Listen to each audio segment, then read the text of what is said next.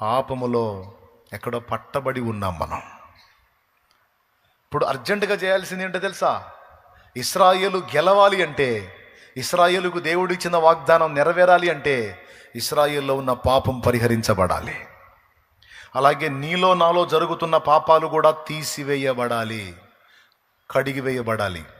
మారు మనసు పొంది బాప్తిస్మం పొంది కడిగి వేసుకోవచ్చు. మారు మనసు పొంది బాప్తిస్మం పొంది కూడా మళ్ళీ గడ్డి తినే చేష్టాలు చేస్తుంటే, పచ్చిగా చెప్తున్నావు అనుకోవద్దు, పచ్చిగా చెప్తున్నా.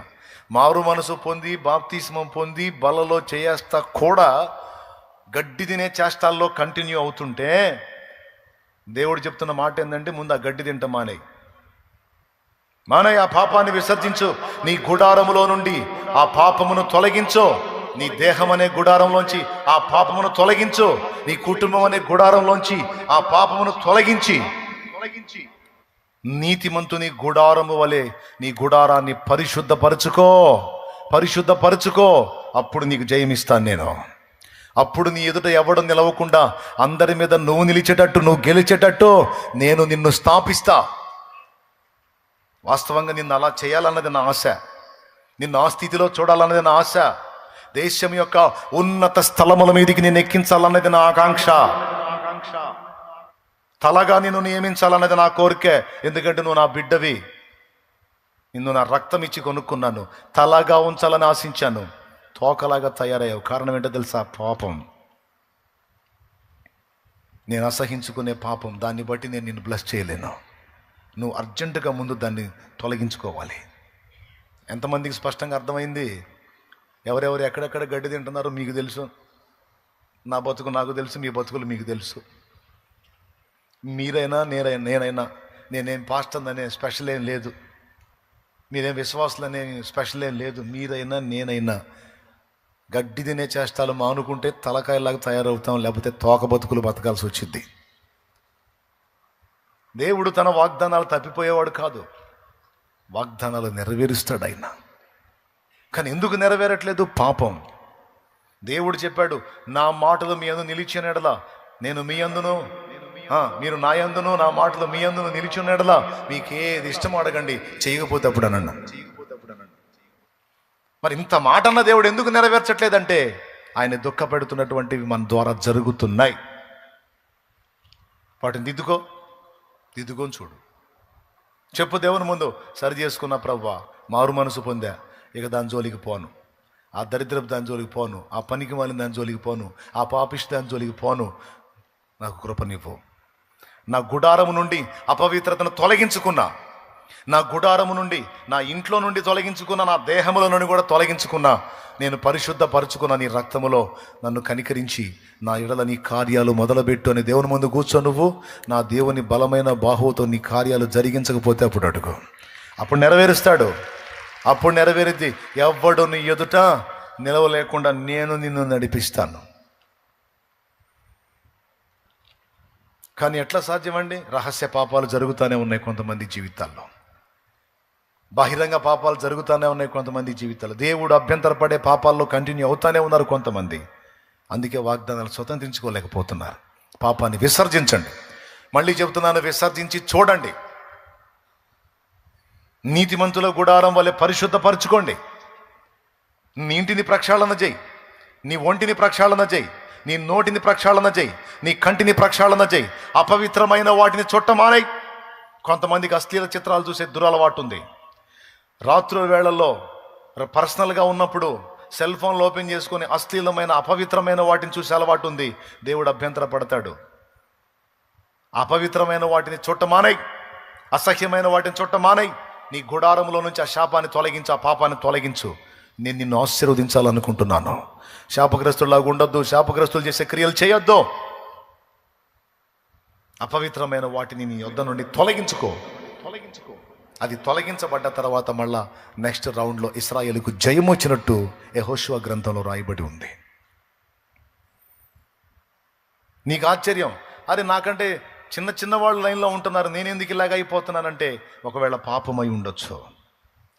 చిన్న వాటిని గెలవలేకపోతున్నాను, చిన్న పట్టణాన్ని జయించలేకపోయానని యెహోషువ ఏడ్చినట్టుగా నువ్వు ఏడుస్తుండొచ్చు.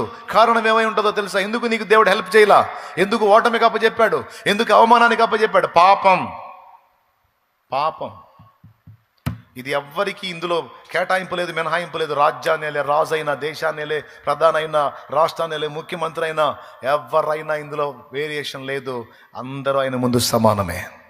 వాళ్ళు దేవుణ్ణి ఎరిగిన వాళ్ళు అయి ఉంటే వాళ్ళు దిద్దుకోవాల్సిన లెక్కలు దిద్దుకోకుండా పాపాన్ని నిర్భీతిగా నిర్భయంగా చేస్తూ ఏముందులే అనుకుంటే ఆడ కూసోరా పెద్ద మనిషిని కూర్చోబెడతాడు దేవుడు. కూర్చోబెడతాడు, ఎవరినైనా కూర్చోరా పెద్ద మనిషి, నువ్వు ఓడిపోతావు, ఓడిపోయి కూర్చో అని కూర్చోబెడతాడు. గుండెలో దేవుని భయం ఉండాలి. నా దేవుడు ఒప్పుకోడు ఈ పాపాన్ని, నా దేవుడు ఒప్పుకోడు ఈ అసహ్యమైన క్రియల్ని, నా దేవుడు ఒప్పుకోడు ఈ పనికిమాలిన పనుల్ని. నా దేవుడికి నచ్చే పనులు నేను చేస్తాను. నన్ను నిలబెట్టేవాడు, నా తల ఎత్తేవాడు, నాకు సింహాసనం ఇచ్చేవాడు, నాకు కిరీటం ఇచ్చేవాడు నా ప్రభు. దేవా, నా ఉపాధి ఎందుకు దీవించబడట్లేదు ప్రభువా అని కొంతమంది ఏడుస్తారు, కొంతమంది బాధపడతారు. నా పొలం ఎందుకు పండలేదు, నా వ్యాపారం ఎందుకు అభివృద్ధి కాలేదు, నేను ఉన్నతమైన స్థితికి వెళ్ళాలనుకున్నా ఎందుకు వెళ్ళలేకపోతున్నా, రకరకాలు. దేవుడు అంటాడు, రాజీ పడ్డావు కదా నాన్న పాపంతో, రాజీ పడ్డావు కదమ్మా పాపంతో. రాజీ పట్టడం అంటే ఏంటో తెలుసా? ఫిక్స్ అయిపోవటం. దాన్ని మానుకోలేను, అది కంటిన్యూ అవుతానే ఉంటుంది, నా వల్ల కాదు అని ఫిక్స్ అయిపోవటం. ఫిక్స్ అయిపోవటం వేరు, పోరాటం వేరు. దేవుడు ఏం ఆశిస్తున్నాడో తెలుసా? పోరాడు, ఎదిరించు, దాన్ని అధిగమించడానికి కష్టపడు, నేను మెచ్చుకుంటా, నీకు హెల్ప్ చేస్తా. అంతేగాని అబ్బో మన వల్ల కాదు, ఆ లింకు తెంచుకోవటం మన వల్ల కాదు, కష్టం అని లింకుని కంటిన్యూ అయితే అక్కడే జావంటాడు దేవుడు. ఆ లింకులోనే జావరా, నీ బతుకు అక్కడే తెల్లారిద్ది అంటాడు. లేదు, నీవు ఆశీర్వదించబడాలా, తలగా ఉండాలా, దేశం యొక్క ఉన్నత స్థలాలకు ఎక్కాలా, అన్ని విధములైన ఆశీర్వాదం స్వతంత్రించుకోవాలి. అట్లయితే దేవుడు చెప్పినట్టు చక్కదిద్దుకో, లింకులు తెంచుకో, క్రమంలోనికి రా. నా తండ్రి నీకు ఇచ్చిన ప్రామిస్ నెరవేర్చకపోతే అప్పుడు అడుగు. ఆమెన్, ఆమెన్, హల్లెలూయా, హల్లెలూయా. అది విషయం. మూడవది పాపం. నాలుగవది ఇప్పుడు వరుసగా నేను చూపించుకుంటూ వస్తున్నా. ఫస్ట్ది ఏంటిది? వాక్యం చూపించారు. రెండవది ప్రార్థన చేయకపోవడం, ప్రార్థన లేమి. మూడవది పాపం. నాలుగవది దేవుని వాగ్దానం నెరవేర్చబడటానికి మనకు ఒకటి కావాలి. ఒకటేమో మనలోంచి పోవాలి, ఒకటి మనకు కావాలి. ఏంటంటే ఓరిమి, ఓర్పు. కొన్ని వెంటనే నెరవేరుస్తాడు, కొన్నిటికి టైం తీసుకుంటాడు. ఎందుకో తెలుసా? నీకు ఇచ్చిన ప్రామిసులు నీ పక్షంగా నెరవేర్చడానికి నా తండ్రి టైం తీసుకుంటాడు. దానికి మీకు ఇందాక నేను చెప్పినటువంటి జీవిత ఉదంతం సాక్ష్యం. యోసేపు లైఫ్ వాగ్దానం ఒక రకంగా ఉంది, బ్రతుకు ఒక రకంగా ఉంది, అవునా? కానీ మీరు గమనించండి, ఏ అన్నలైతే యోసేపుని చంపాలని లేదా అమ్మేసేయాలని, వాడిని తండ్రి దగ్గర లేకుండా, అడ్రస్ లేకుండా చేయాలని కుట్రబన్నారో, వాళ్ళు చేసిన పని వలననే ఫైనల్గా యోసేపు సింహాసనం ఎక్కాడు. వాళ్ళు ఆ పని చేయకపోతే యోసేపు సింహాసనం ఎక్కేవాడు కాదు. కానీ ఇది వెంటనే జరిగిందా, టైం తీసుకుందా? ఒకసారి మీరు చెప్పండి. సుమారు ఎంత టైం తీసుకుంది? యాకోబు కుమారుడైన యోసేపుకు దేవుడిచ్చినటువంటి స్వప్నం, దాని యొక్క నెరవేర్పుకి సుమారు ఎంత టైం తీసుకుందో తెలుసా? 17 ఏళ్ల ప్రాయములో అతడు అమ్మబడ్డాడు. తర్వాత ఇంచుమించు మళ్ళా 17 ఏళ్ళు దాటిన తర్వాత వీళ్ళు వెళ్ళి మళ్ళా యోసేపుని కలుసుకోవటం జరిగింది. అంటే సుమారు యోసేపుకి 30 ఏళ్ల పైప్రాయం వచ్చిన తర్వాత దేవుడిచ్చిన దర్శనం, స్వప్నం నెరవేరి కరువు టైంలో యోసేపు అక్కడేమో ఐగుప్తుని ఏలేవాడయ్యాడు, అన్నలకేమో ఎడ కరువు వచ్చింది, పోయి పాదాల మీద సాగిలపడ్డారు. సంగతి మనకు తెలిసి ఏం జరిగిందో. యోసేపుని అక్కడ అమ్మేశారు. యోసేపు ఎన్ని మలుపులు తిరిగి సింహాసనం ఎక్కాడో వీళ్ళకి తెలియదు. ఆడు తెచ్చే ఉంటాడు ఈ పాటికి ఎప్పుడు అనుకున్నారు. అంటే బానిసగా అమ్మాం కదా, బానిస చేత వెట్టి పనులు చేపిస్తారు, సరిగా చేయకపోతే చంపేస్తారు. వీడు సుకుమారుడు, వీడు చేయడు పనులు, ఖచ్చితంగా ఈయన ఎప్పుడో చంపేసి ఉంటారు. ఐగుప్తీయులు మామూలు కాదు, దుర్మార్గులు, చంపేసి ఉంటారులే అనుకున్నారు. కరువు వచ్చింది కదరా, ఇక్కడ కరువు వచ్చిందిగా, ఐగుప్తులో ధాన్యం ఉందట, పోయి రూకలు తీసుకొని పోయి ధాన్యం తేండి అన్నాడు యాకోబు కొడుకులతో. పోయారు. ఎవరు మీరు, ఎందుకు వచ్చారు అడిగారు. అయ్యా కరువు వచ్చిందండి మా ప్రాంతంలో, ఇదిగో రూకలు తీసుకొని వచ్చాము, ధాన్యం కొనుక్కుందామని వచ్చామండి అన్నారు.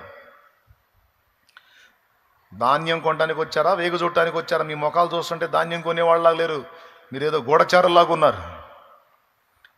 ఈ మాటలు అంటుంది ఎవరో తెలుసా? వాళ్ళ తమ్ముడే, వాళ్ళు అమ్ముకున్న తమ్ముడే. వాళ్ళకి తెలీదు. వాళ్ళ కళ్ళ ముందు నిలబడి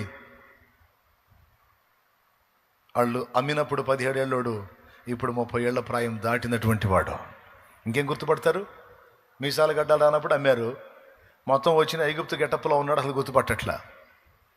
అయ్యా ఏలినవాడా, ఇదిగో నీ దాసులమైన మేము అట్టివారము కాము, మేము గూఢచారులము కాము, మా తండ్రికి మేము 12 గురము, మా తండ్రి ఫలానా, మా తండ్రికి మేము 12 గురము, ఒకడు లేడు, ఒకడు చిన్నవాడు, 10 మంది మేము వచ్చాము, మొత్తం 11 మంది ఉన్నాము, ఒకడు లేడు. దేనోడు అడిగిపోయాడు ఇప్పుడు చెప్పకూడదు లేదు, అడిగిపోయాడు. అమ్ముకున్నాం. ఏం చెబుతారు అమ్ముకున్నాం అని ఎవరికి చెబుతున్నారు? ఒకడు లేడు అని తమ్ముడికే చెబుతున్నారు. మిమ్మల్ని చూసిన డౌట్ వస్తుంది నాకు. లేదు మీరు చెప్పేది నిజం కాదు, నిజము, ఏలినవాడా నిజం, మా మాట నమ్మండి. మొత్తం సాగిలు పడ్డారు. అప్పుడు ఏమైంది? వాగ్దానం నెరవేరింది, స్వప్నం నెరవేరింది, చూపించిన దేవుడు నెరవేర్చాడు. హల్లెలూయా, హల్లెలూయా. వాగ్దానం చేసిన వాడు నమ్మదగిన వాడు. కొంచెం టైం తీసుకుంది అంతే. నిన్ను బాధ పెట్టేవాళ్ళు కొంచెం లైన్లో ఉండొచ్చు. ఇప్పుడు నీకు కూడా టైం వస్తుంది, ఇస్తాడు. వాగ్దానం చేశాడు కదా, అన్ని లెక్కల్లో బ్యాలెన్స్ అయ్యావు కదా, సాగిపోతున్నావు కదా, ఆయనకి వెళ్ళి చూసుకుంటా. బాధలైనా, ఇరుకులైనా, ఇబ్బందులైనా, కష్టాలైనా, కన్నీళ్ళైనా కుమిలిపోతూ కూడా నా ప్రభువా నీ వైపే చూస్తా సాగిపోతున్నా, నీ చిత్తమే ప్రభువా అనుకుంటా ముందుకెళ్తున్నావు కదా. నీకు కూడా ఒక టైం వస్తుందాగో, నీకు కూడా ఒక టైం ఇస్తాడు దేవుడు. నీ తల ఎత్తే రోజు ఒక రోజు ఉంది. నిన్ను తృణీకరించిన వారు నీ పాదముల చెంత సాష్టాంగ పడే రోజు ఒక రోజు ఉంటుంది. యోసేపుకి ఇచ్చాడు టైం, దానియేలుకి ఇచ్చాడు టైం, దావీదుకి ఇచ్చాడు టైం. నీకు కూడా ఇస్తాడు సమయం, ఇస్తాడు. ఇప్పుడు తృణీకారాల్లో, తిరస్కారంలోనూ ప్రయాణం చేస్తుండొచ్చు. నా తండ్రి నీ తలనెత్తుతాడు. అనేవాళ్ళని అనని, చేసేవాళ్ళని చేయని, ఇబ్బంది పెట్టేవాళ్ళని పెట్టని, తిట్టేవాళ్ళని తిట్టని, ఎగతాళి చేసేవాళ్ళని చేయని, నవ్వేవాళ్ళని నవ్వని. నా ప్రభు వైపు చూడు కన్నీళ్లతో. నా ప్రభు నీకెళ్ళే చూస్తున్నాను, నేను నా లైఫ్ని ఎరిగిన దేవుడవు నువ్వు, నీ వైపే చూస్తున్నాను, నీకు స్తోత్రం అని చెప్పి నా ప్రభుకి వెళ్ళి చూస్తూ యోసేపులాగా ముందుకు సాగిపో. ఒక రోజు వస్తుంది, ఆ రోజు నా తండ్రి నిన్ను ఘనపరుస్తాడు. నిన్ను చూసి నవ్విన వాళ్ళంతా సిగ్గుపడి తలలు దించి నీ ముందు ఒకవేళ సాగిల పడకపోయినా నిన్ను అన్నందుకు వాళ్ళు పశ్చాత్తాపడేటువంటి రోజు నా తండ్రి తప్పకుండా రప్పిస్తాడు. నా లైఫ్లో అది చేశాడు. ఒక విషయంలో కాదు, చాలా విషయాల్లో చేశాడు, సూపర్గా చేశాడు. దేవునికి స్తోత్రం కలుగును గాక. ఇంకా ఇప్పుడు కూడా కొన్ని ఎదుర్కొన్నా వాటికి కూడా భవిష్యత్తులో చేస్తాడు, డౌట్ లేదు అందులో. హల్లెలూయా. ఇప్పటికి ఈ స్థితిలో కూడా కొన్ని అవమానాలు ఎదుర్కొన్నా నా దేవుడు వాటిని చూస్తున్నాడు. నా దేవుడు మర్చిపోయేవాడు కాదు. నేనన్నా వదిలేస్తా, నిన్నన్న మాటలు నువ్వన్నా వదిలేస్తావు, ఆయన వదిలేడు, పట్టించుకొని కూర్చుంటాడు. అనండి మీ సంగతి చెబుతానని. నువ్వు దులిపేసుకుంటావు, నువ్వు వదిలేస్తావు, మోషే వదిలేసినట్టు వదిలేస్తావు, కానీ దేవుడు వదిలేడు. అహరోను మీరియం తాట తీసినట్టు తీస్తాడు, ఒక్కొక్కడు దాగు. దేవునికి స్తోత్రం కలుగును గాక. హల్లెలూయా. నా తండ్రి ఈ రాత్రి నీతో మాట్లాడుతున్నాడు. నిద్ర కాసి ఆయన దగ్గర కూర్చున్నందుకు నా తండ్రి నీకు ఇస్తున్న ప్రామిస్ ఇది, వాగ్దానం ఇది. నీకు నియమించిన రోజు ఒక రోజు వస్తుంది. ఓపిక పట్టు. వాగ్దానం స్వతంత్రించుకోవడానికి ఓపిక కావాలి, ఓపిక కావాలి. ఎదురు చూడు నా కార్యాల కోసం. ఒకటొకటిగా మొత్తం స్వతంత్రించుకుంటావు. ఎక్కడుంది ఆ మాట? హెబ్రీ పత్రిక చూడండి. మనకు ఓర్పు కావాలనేటువంటి మాట హెబ్రీ పత్రికలో ఉంది. ఒకసారి చూడండి. హెబ్రీ పత్రిక 10వ అధ్యాయం 36వ వచనం. శబాష్, చదువునానా. మీరు దేవుని చిత్తమును నెరవేర్చిన వారై వాగ్దానము పొందు నిమిత్తము మీకు ఓరిమి అవసరమై ఉన్నది. దేవునికి స్తోత్రం కలుగును గాక. వాగ్దానాన్ని స్వతంత్రించుకోవడానికి ఇంకొకటి ఏం కావాలి మనకి? దేవునికి స్తోత్రం కలుగును గాక. ఓరిమి. ఎన్ని చెప్పానండి? ఓర్పు అవసరమా లేదా? మనం హడావిడి పడి వస్త్రములు చించుకుంటే జరగదు. చూడాలా ఆయన వైపు నిదానించి. నేను అలా దుఃఖపడ్డ రోజులు చాలా ఉన్నాయి. నా చెవులారా నేను తృణీకరించబడ్డ మాటలు విని ఏడ్చుకున్న రోజులు ఉన్నాయి. దేవుని ముందుకెళ్ళి నేను అసలు బతకడం అవసరం అంటావా నాలంటాడు, ఎందుకు ప్రభా నా లైఫ్ అని ఏడ్చుకున్న రోజులు ఉన్నాయి. అంటే వాళ్ళకి తెలియదు, వాళ్ళకి తెలియక కొన్ని మాటలు, పిచ్చి మాటలు మాట్లాడి అవి నాకేమో హృదయానికి గాయాలు అయిపోయింది. నీకే స్తోత్రం, నువ్వు ఉన్నావు కదా ఏదైనా చెప్పుకోవడానికి, ఏడ్చుకోవడానికి, మొత్తుకోవడానికి. నీ ముందే కూర్చున్నా. నిజంగా నమ్ముతున్నారా? రైట్, తప్పకుండా చూస్తారు నా దేవుని కార్యాన్ని.